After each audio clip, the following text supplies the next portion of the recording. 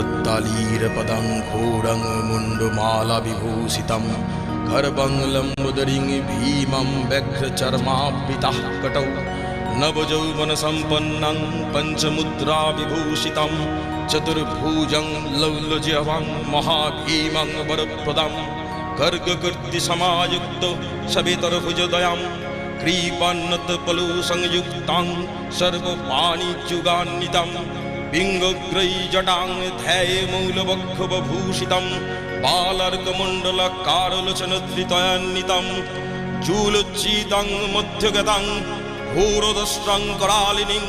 शाविशं स्मेवरदां स्त्रलङ्करविभूषितं विश्वव्यापकस्थोऽन्तो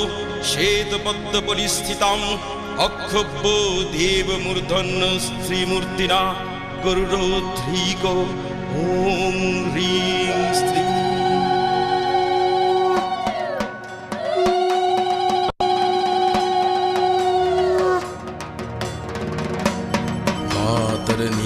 Saraswati प्रणमतां सौभाग्यसम्पत्प्रदे